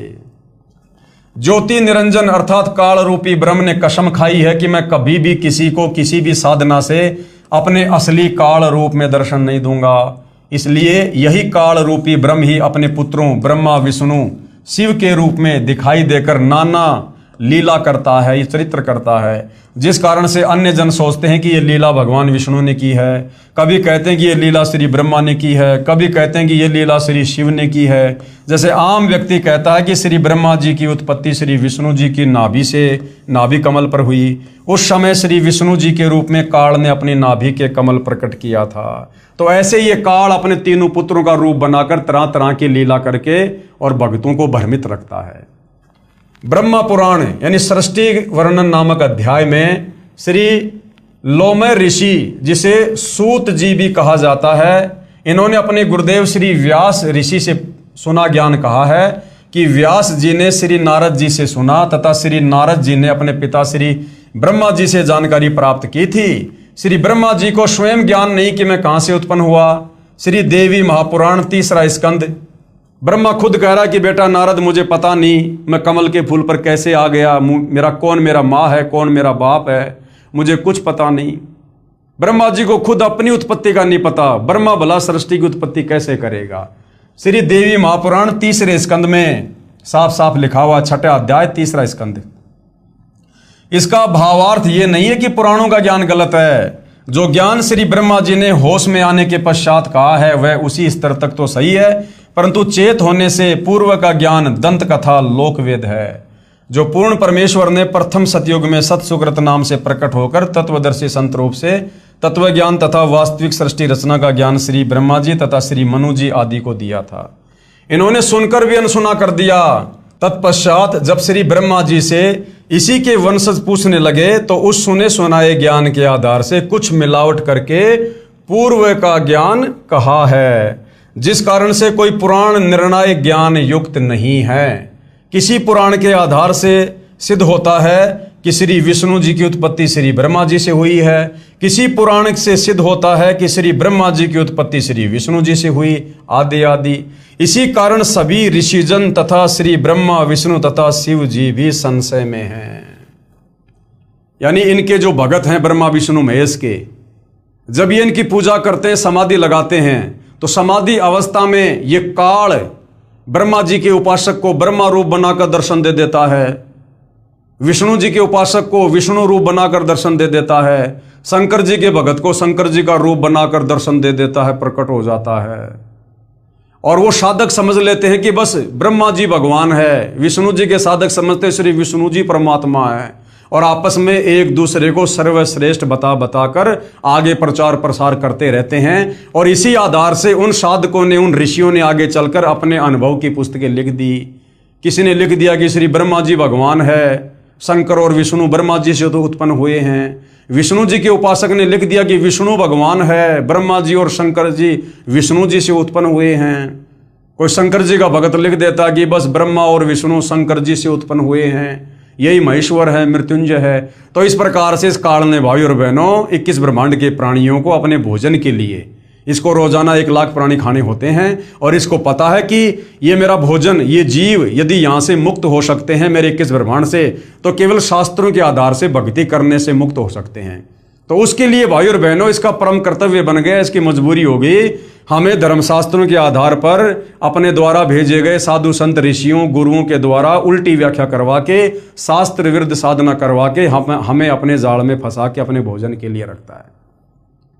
और इन शास्त्रों का यथार्थ ज्ञान, वास्तविक ज्ञान, निचोड़, निष्कर्ष कबीर परमात्मा स्वयं सतलोक से चलकर काल के किस ब्रह्मांड में तत्वदर्शी संत बनकर हमें बताते हैं, समझाते हैं। तो जब तक हमें वो कबीर भगवान तत्वदर्शी संत के रूप में नहीं मिलेगा, तब तक हमें किसी भी ग्रंथ का, हम चाहे कितने बड़े विद्वान हैं, चाहे संस्कृत के प्रकांड ज्ञाता हैं, हम इन धर्म ग्रंथों का सार नहीं निकाल सकते, निष्कर्ष पर नहीं पहुंच सकते। जिस प्रकार एक 5वीं कक्षा का बच्चा है, 5वीं कक्षा के बच्चे को हिंदी पढ़ना आ जाता है, और पीएचडी की पुस्तक भी भाई और बहनों हिंदी में है। वो 5वीं कक्षा का बच्चा पीएचडी की पुस्तक को हिंदी में पढ़ तो सकता है, लेकिन पीएचडी की पुस्तक के जो शब्द हैं वो बहुत ही गूढ़ हैं। उन शब्दों का अर्थ वो 5वीं क्लास का बच्चा नहीं समझ सकता, केवल उसको पढ़ सकता है। इसी प्रकार हमारी ये नादान धर्मगुरु आचार्य शंकराचार्य संत महंत, इन्होंने संस्कृत भाषा को तो जान लिया, परंतु वेद संस्कृत भाषा में कहना क्या चाहते हैं, उन श्लोकों का वास्तव में अर्थ क्या है, इन अर्थों को ये संस्कृत के विद्वान नहीं समझ पाए। उसको समझाने के लिए स्वयं कबीर परमात्मा ही संत रूप में, सतगुरु रूप में, जगत गुरु रूप में, तत्वदर्शी संत के रूप में धरती पर आकर हमें ज्ञान देते हैं। और जब तक हम तत्वदर्शी संत की शरण में नहीं आएंगे, और तत्वदर्शी संत की शरण प्राप्त होना कोई बच्चों का खेल नहीं है भाई और बहनों। इसके लिए आत्मा के पास युगों युगों के मजबूत भक्ति संस्कार चाहिए। सकल पदार्थ है जगमाही, भाग बिना नर पावत नाई। तो ये भाग भी कबीर भगवान ही आप और हमें भक्ति करवा के बनाता है। तो आज धरती पर सहज में सुलभ तत्वदर्शी संत उपलब्ध है। ये हमारा परम सौभाग्य है इस पृथ्वी के समस्त मानव जाति का। आज यदि हम सतगुरु रामपाल जी के सत्संग सुनकर, ज्ञान को आधार बनाकर अगर उनसे उपदेश लेकर भक्ति कर लेते हैं, आज हमारा सहज में इस काल के 21 ब्रह्मांड से, जन्म मरण से, लख 84 योनियों के कष्ट से, तपस्या की पीड़ा से, नरक की यातनाओं से आज सहज में पीछा छुड़वाया जा सकता है। अगर आज मौका चूक गए, अनंत युगों तक फिर गधे, कुत्ते, सुअर, मक्खी, मच्छर, गंदी नाले का कीड़ा, यहाँ इसी प्रकार से कष्ट भोगने पर हम विवश होंगे।